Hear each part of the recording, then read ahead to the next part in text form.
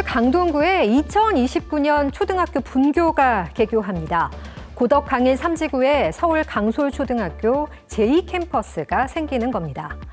저출생으로 학생이 줄면서 폐교하는 학교가 나오고 있지만 재건축, 재개발 지역에는 학생들이 쏠리면서 학교를 새로 지어달라는 수요가 많습니다.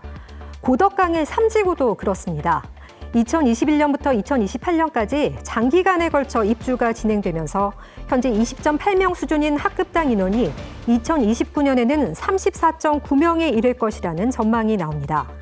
게다가 지금도 일부 단지 저학년 학생들은 학교까지 걸어서 30분 이상을 가야 해서 많은 불편을 겪고 있는데요. 이 같은 교육 여건을 개선하기 위해서 서울시교육청이 도시형 캠퍼스를 설립하기로 했습니다. 36학급 규모의 정규 학교를 지을 수는 없지만 24학급 이하의 도시형 캠퍼스 형태로 서울 강솔초 강연 캠퍼스를 2029년 3월 개교하기로 한 겁니다. 서울시교육청이 도시형 캠퍼스를 검토하고 있는 곳 중에는 둔촌주공 재건축 단지도 있습니다. 둔촌주공 재건축 아파트는 기부 체납을 통해서 단지 내에 중학교를 세울 계획이었지만 서울시교육청은 부적정하다는 결정을 내렸는데요. 도시형 캠퍼스가 새로운 대안이 될 수 있을지 주목됩니다. 서울에 시간 단위로 이용할 수 있는 어린이집이 생깁니다. 급한 일이 생겼을 때, 운동이나 자기 개발을 하거나 재충전의 시간이 필요할 때 서울형 시간제 전문 어린이집을 편하게 이용하면 된다고 서울시는 설명했습니다. 서울형 시간제 전문 어린이집은 6개월 이상 7세 이하의 취약전 아동이면 누구나 이용할 수 있는데요. 가정에서 양육받는 아동뿐 아니라 다른 어린이집에 다니고 있는 아동이라도 상관없습니다.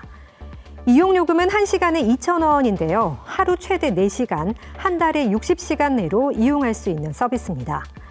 공휴일을 제외하고 평일 아침 7시 30분부터 저녁 7시 30분까지 운영되고요.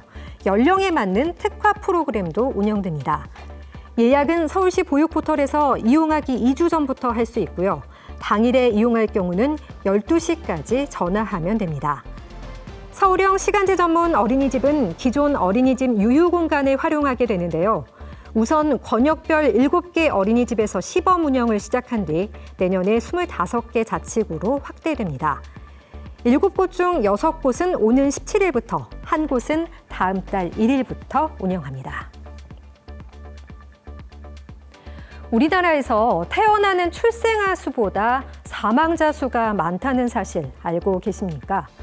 이런 이유로 2022년 기준 세종시를 제외한 전국 16개 시도에서 인구가 자연 감소했습니다.